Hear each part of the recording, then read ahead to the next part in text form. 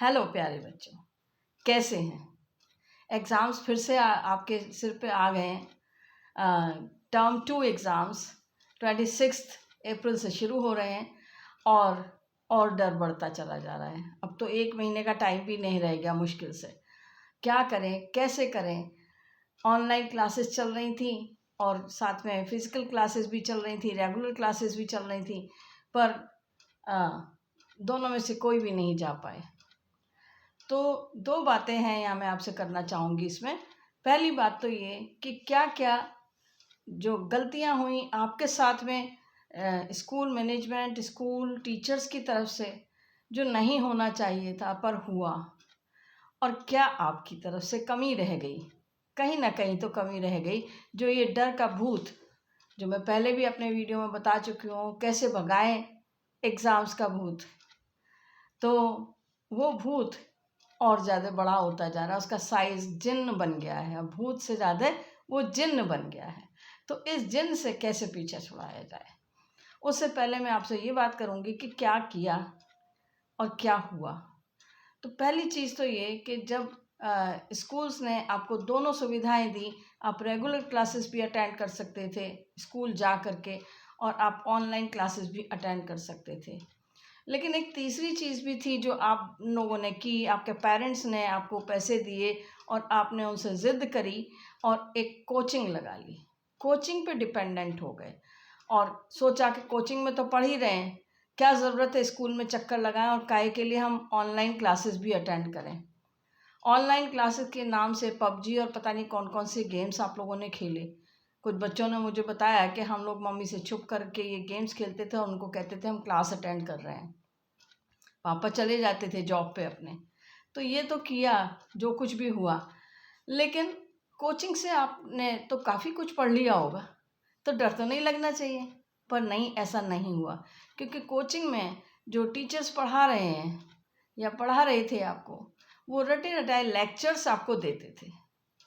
और वो लेक्चर्स, जैसे क्लास में टीचर के लेक्चर्स आपके सिर के ऊपर से निकल जाते थे, वैसे ही वो भी निकलते रहे।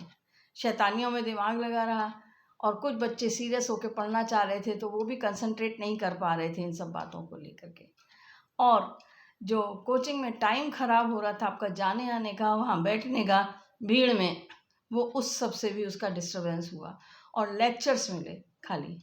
इसके अलावा जो उन्होंने शॉर्ट ट्रिक्स आपको समझाई, वो शॉर्ट ट्रिक क्या थी कि वो आपके टर्म 1 के लिए, ऑब्जेक्टिव पेपर के लिए तो बहुत सक्सेसफुल थी, लेकिन थ्योरी, जहाँ आपको लंबे-लंबे क्वेश्चन के आंसर लिखने हैं, पॉइंट्स में लिखने हैं, मैंने आपको बताया कि कैसे आंसर्स लिखेंगे तो आपको नंबर अच्छे मिलेंगे। अपने पहले वीडियो में मैंने ज़िक्र किया है इस चीज़ का। तो आपको वो पॉइंट्स तो याद ही नहीं है, पॉइंट्स तो आपने लिए ही नहीं। नोट्स भी छपे-छपाए सर ने दे दिए, तो जैसी बुक पढ़ी वैसे नोट्स छपे हुए पढ़ लिए आपने। ज़ेरॉक्स कॉपी आपको दे दी उन्होंने। तो आप तो खुश होके आ गए, पेरेंट्स भी खुश हो गए कि ज़ेरॉक्स कॉपी देते हैं सर तो। लेकिन वो सर या मैडम जो भी पढ़ा रहे थे, ज़ेरॉक्स कॉपी, क्या वो फिर से आपको दोबारा से जैसे बुक रीडिंग कर रहे थे वैसे वो पढ़नी पड़ेगी? कहाँ समझ में आ रहा है? आज का काम आपने आज तो करा ही नहीं रिपीट, रिवाइज़ ही नहीं किया, तो रह गया। अब स्कूल में पहुँचे कि चलो रेगुलर क्लासेस अटेंड कर लेते हैं। तो रेगुलर क्लासेस में क्या हुआ कि जो काम आपको पूरा टाइम मिला, दिसंबर में आपके टर्म 1 एग्ज़ाम्स ख़त्म हो गए थे, उसके बाद में अब आपके अप्रैल में हैं, लेकिन बोर्ड में आपको प्रैक्टिकल्स तो देना ही है। तो प्रैक्टिकल्स की डेट्स आ रही हैं और प्रैक्टिकल फाइल्स तैयार नहीं हैं, जो कि टीचर्स आपको time to time online message के थ्रू बताते थे, कॉल के थ्रू बताते थे, और आपसे बार-बार रिक्वेस्ट करते थे कि आइए स्कूल में, हम आपको प्रैक्टिकल जो प्रोजेक्ट है आपका डिस्कस कर लेंगे। एक तो गवर्नमेंट की भी गलती है, मैं मानती हूँ ऐसा, पता नहीं, मेरी सोच है ये। तो कि आपको अब हिंदी और इंग्लिश जैसे सब्जेक्ट्स में भी प्रोजेक्ट हो गए। यानी पहले जो सिर्फ साइंस में प्रोजेक्ट होता था, फिर मैथ्स में हुआ प्रोजेक्ट, और फिर अब सारे सब्जेक्ट्स में प्रोजेक्ट हो गए। तो बच्चे कितने प्रोजेक्ट्स तैयार करें? Economics, accountancy, business studies, English, Hindi, computer, सब चीज़ों में प्रोजेक्ट बनाने हैं। अब एक प्रोजेक्ट तो बन नहीं पा रहा है, ये 6-6 प्रोजेक्ट कैसे बनाएं? तो स्कूल पहुँचे कि पढ़ेंगे जा कर के, अपने डाउट्स क्लियर करेंगे, वहाँ टाइम कहाँ है डाउट्स क्लियर करने का? वहाँ तो टीचर्स आपकी प्रोजेक्ट फाइल बनवाने में लगे हुए हैं। पूरा पूरा दिन आप प्रोजेक्ट फाइल में लगे रहते हो, नहीं करो तो डांट खानी पड़ती है।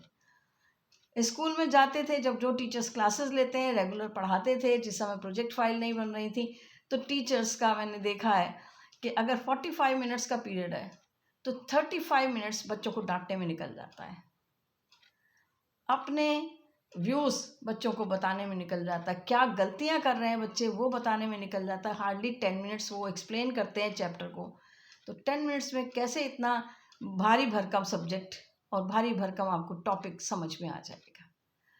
बहुत मुश्किल होता है, लेकिन अब जो हो गया वो हो गया, समय निकल गया। अब आपको क्या करना है, जो करें तो सक्सेसफुल हो जाएं।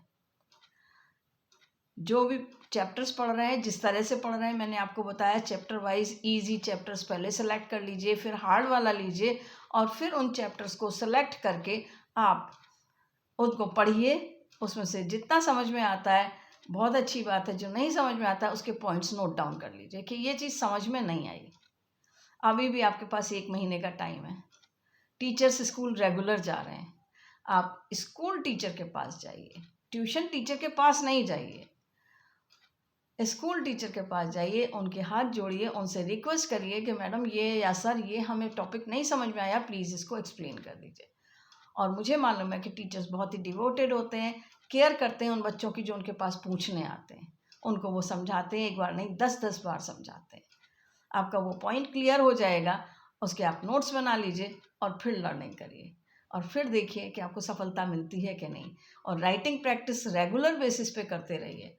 प्रोजेक्ट फाइल्स के लिए पॉइंट्स नोट करके ले आइए, वहाँ बैठ के बनाने में टाइम वेस्ट करने के बजाय आप पॉइंट्स नोट करके ले आइए कि जो गलतियाँ बताई हैं टीचर्स ने कि प्रोजेक्ट में आपके में ये कमी रह गई, यहाँ कमी रह गई, वो कमियाँ आप नोट डाउन करके ले आइए, और घर पे बैठ करके आप रात में बना सकते हैं।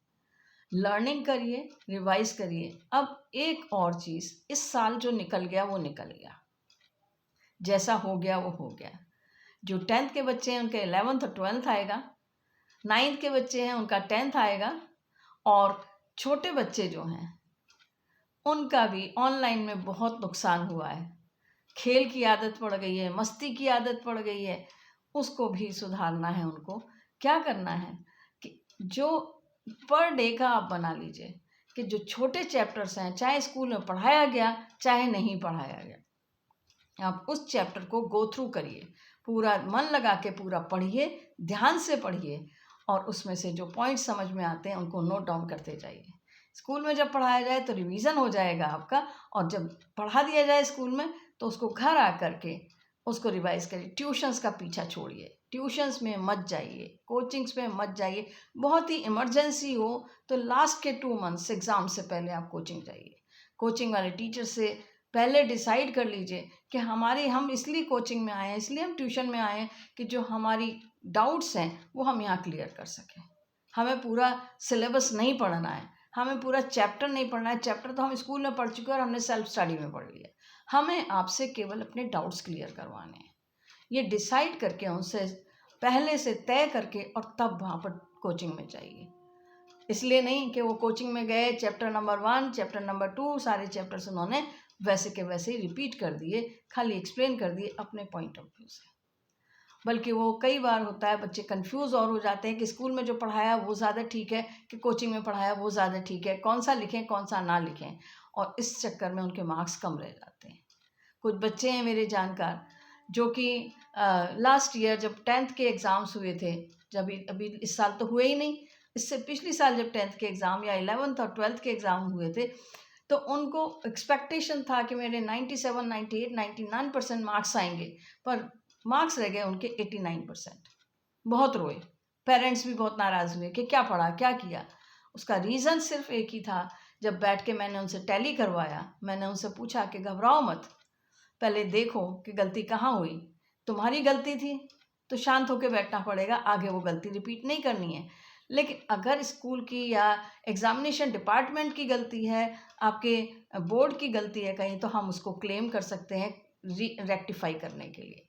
तो उनको बताया कि देखिए ये कोचिंग वाले का पढ़ाया हुआ है और ये आपका पढ़ाया हुआ है, टीचर का पढ़ाया हुआ है, दोनों को टैली करिए कहाँ डिफरेंस है, और फिर उसको क्लैरिफाई करिए नेट के थ्रू। आजकल नेट में सारी सुविधाएं हैं, नेट पे आपको सब कुछ मिल जाता है। यूट्यूब पे भरी पड़े हैं इस तरह के वीडियोस। उसके अलावा भी आपको बहुत सारी चीज़ें, बहुत सारे थ्योरी मिल जाती है नेट पर, उससे क्लैरिफाई कर लीजिए कि कौन सा वाला सही था, और आपको पता लगेगा कि जो टीचर ने बताया था वो ज़्यादा ठीक था और आप गलती कर आए कि कोचिंग वाले का लेके आए। तो ये गलतियां हमें दोबारा रिपीट नहीं करनी है। डेली बेसिस पे 2 घंटे बैठ करके सेल्फ स्टडी में एक चैप्टर कंप्लीट करना है। किसी भी सब्जेक्ट का उठा लीजिए, ज़रूरी नहीं है कि आप इंग्लिश पढ़ें, हिंदी पढ़ें, मैथ्स, साइंस, जो भी सब्जेक्ट है, एक एक चैप्टर करके उठाते जाएं। अभी से पढ़ाई शुरू कर दें, नया सेशन शुरू होने में अभी टाइम है।